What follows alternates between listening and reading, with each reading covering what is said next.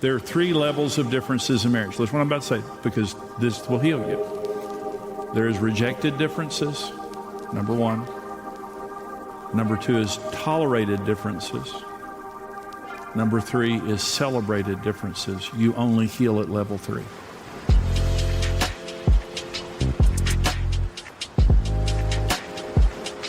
This session is called The Healing Journey of Marriage. Now, it took me 10 months to put this message together. This messed with me. This message messed with my mind more than any message I've ever put together in my entire life.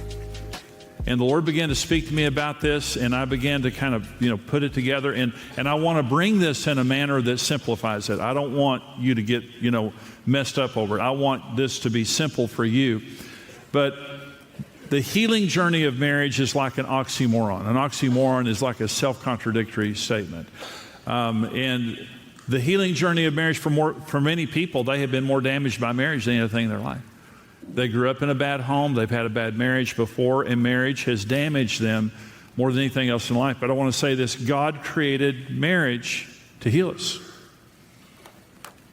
And this message will explain to you how marriage heals. Now, Karen and I got married, damaged each other, so we've been there, done that, but we healed each other.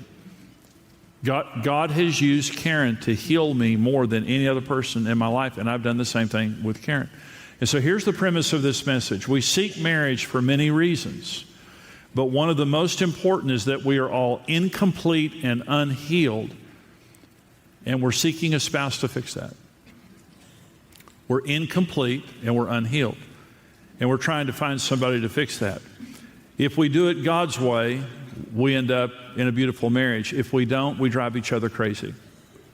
And we wound each other even more. And this is the way that Karen and I were. We fell in love, we dated. We went through the romantic phase of our relationship where we fell in love and dated like most people, and then we began to fight. Once the performance phase of the relationship was over, and performance just means we're trying to impress each other, we're trying to get each other to like each other. Once that phase was over, we began to fight. We had 3 major fights in our dating and early marriage time that any one of them could have ended our relationship. The first one is what I call the meatloaf fight.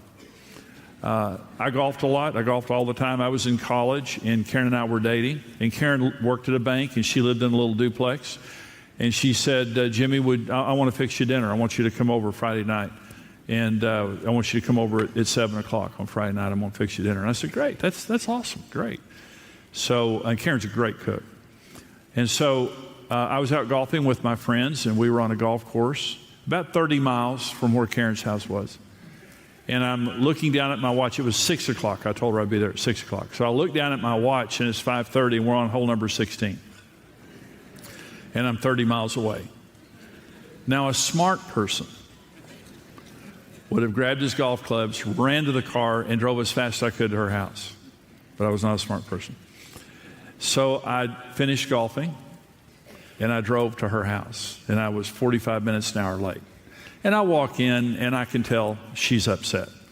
And I'm just cocky, arrogant, idiot. And I walk in, and she's cool, and the food she has in the oven, she's warming it up. And I walk in, and I'm just Mr. Cool, and I come in, and she's mad. And finally I turned to her, and I said, we sat down to eat. It was a beautiful meal. Meatloaf, mashed potatoes, green, everything. It's everything I love right there on the plate. And I sat down to eat, and I looked up at her, and I said, what's your problem? The next thing I knew, I was wearing dinner. Okay, let me say this. Let me say this. The part that hit my mouth was delicious. She threw dinner on me. So she, boom, right in my face. So I had her blocked in the driveway, and she had a little Volkswagen Beetle, a little red Volkswagen Beetle, and she got in her car and drove through the backyard, knocked the fence down, drove through a clothesline, drove all the way, and there was no alley. She drove through the neighbor's yard. Sister was mad, to say the least. So that was our first fight. Big fight. So I kind of got myself out of that one. But Then the bachelor party fight, the week before we got married. And I was unsaved. I was not saved. I was not a good person. And I was immoral, and I partied a lot, and that was why I lived, you know. Karen didn't know most of what I did, and I didn't want her to. But at my bachelor party, I did some really bad stuff, and stuff that even bothered me. And Karen's parents hated me, and her mom, they hated me. And her mom had a Bible study praying that we wouldn't get married. It's the truth. And here, let me tell you the other part of it. We would have Marriage Today events in Amarillo, and all those women were coming to serve at our Marriage Day events. And I would just look at them and I would tell them, you're the worst prayers in the history of the world. Could anybody pray worse than y'all pray? But I believe the reason that I got saved is because of those women. So after the morning after the bachelor party, woke up, and that's when I received Christ. And I didn't receive Christ because Karen told me she wouldn't marry me, because she told me she wouldn't marry me. I received Christ because sin lied to me. I sinned a lot. And I was emptier afterwards than I was before. But I have never felt that way about Jesus Christ. He came into my heart 44 years ago, and he has been marvelous to me. And he filled my heart. So Karen went ahead and married me. You know, I've said bye to all my friends and changed. And we went ahead and got married a week later and got married. Had a, bad first few years. We were saved, but I was a bad husband. Still golfed a lot. And finally, I told her to get out of the house, and you know that story. And so we had several huge fights. See, any one of them could have ended our marriage, but we began to heal each other after the third fight. And I told you the story about, I went to the living room and prayed, Holy Spirit, teach me how to be a husband, and how the scales fell from my eyes and all of that. So let me talk about God's sovereign purpose in marriage. And let me say this that way I have it written down here. Why God tricks us into falling in love with someone who can drive us so crazy, and why they drive us so crazy, and how we can stop being driven so crazy and be healed. When we're dating, God is doing so much more than we even realize. On a conscious level, here's what research proves. Most of the reason that we marry our spouse is subconscious, not conscious. Okay. So consciously, we're looking at attractiveness, personality, enjoyment, ease of relationship, desire, feelings of love and passion, commonality, compatibility, all of those things. But that's the tip of the iceberg. It's like an iceberg. You see the tip of the iceberg, but then the mass of the iceberg is under the water. Did you know that when you're dating, what you see and what you're attracted to is the least of why you actually marry that person? It matters. I'm not saying it doesn't matter. But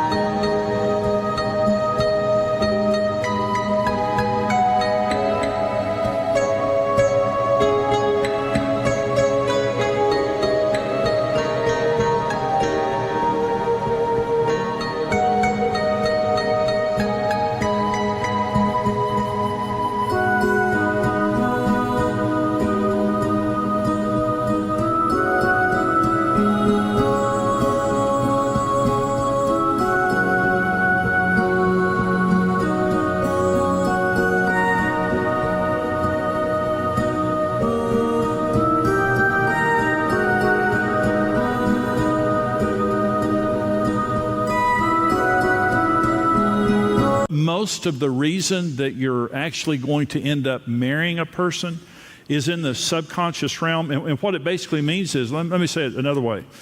So we're saying, God, I want to marry the right person, bring me the right person. God is doing so much more than we think. And here's what it means. He loves you more than you think, and He's working for you harder than you think. And what God is trying to do is to lead us to make the right decision that we would never make in the conscious realm. Most of us would never make that decision. So God has to kind of supernaturally, get us to make a decision in the subconscious realm, knowing that consciously we wouldn't make this decision. And let me give you two examples. Here are two sovereign subconscious decisions that we make when we choose a spouse that we don't realize that we're making. But we need to realize it. The reason that we do so much damage to each other is we don't realize that we did two things. Here's the first sovereign subconscious decision that we're making when we marry. To find my compatible opposite. What I'm actually looking for. See, most people when they're getting married or they're dating, they'll say, I want to find someone just like me. I want to find someone just like me. Did you know subconsciously you're looking for your opposite? It's the truth. Genesis 2:18, the Lord God said, it is not good that man should be alone. I will make him a helper comparable to him. The word helper is the word Ezer in the Hebrew. It means supply what's lacking. You're not looking for a you.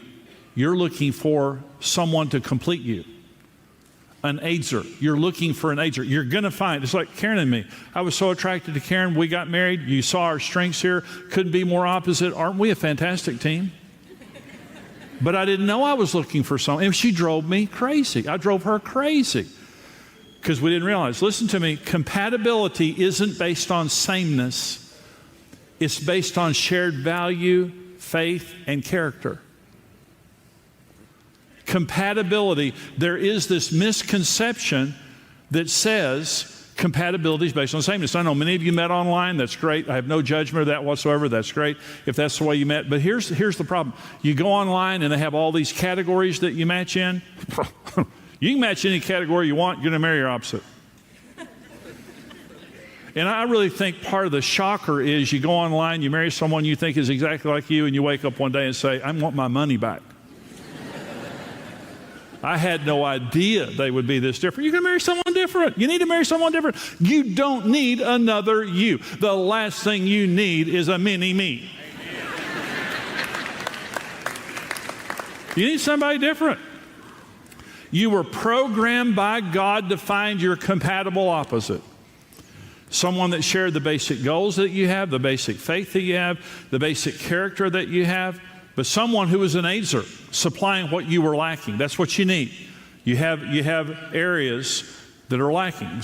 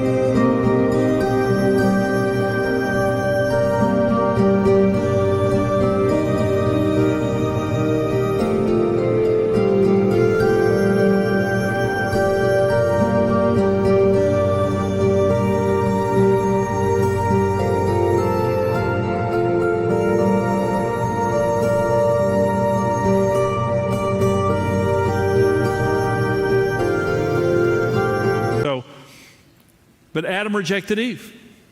The first couple, he turned and rejected Eve. And I rejected Karen. And so many of us fight and reject each other because we don't realize we actually accomplished the mission. God actually brought us the person we were praying for.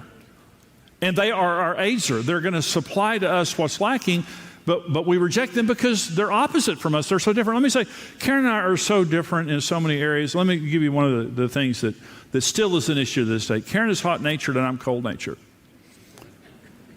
Oh, this sister's hot-natured. I married her because she was hot, but I didn't realize that. I'm cold-natured. I'm cold. I like a warm house. I love hot weather. I love playing golf in 100-degree weather. I feel better. I love it. I love to sweat. I love to be hot.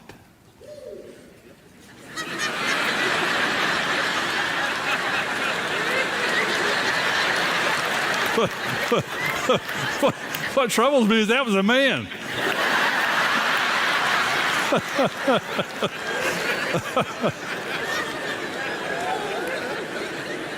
I think he understands.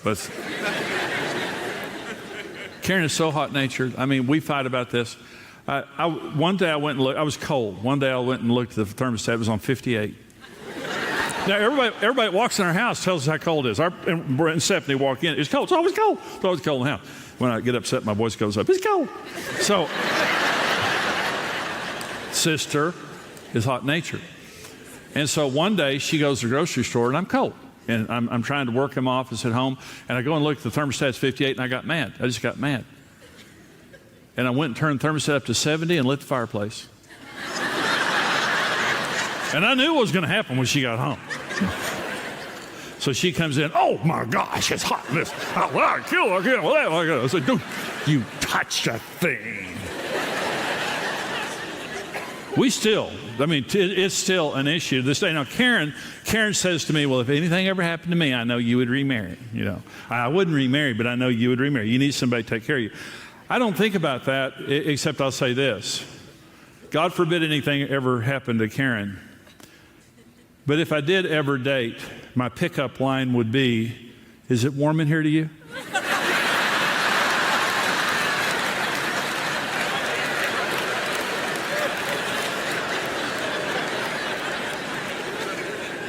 And if she says yes, check please.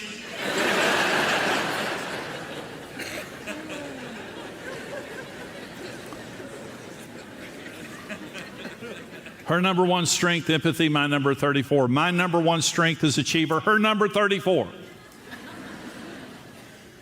She loves romantic movies. Karen just loves to listen to people talk for a long time. When she picks out a movie, it's just talking. I'm like Alan, give me an action movie. I watch baseball, football, golf. I want action like that. I don't like those movies. Karen loves one-on-one. One-on-one. I like big crowds. I love crowds like this. I love it. Karen does not like change. She thrives on consistency. She does the same thing every day.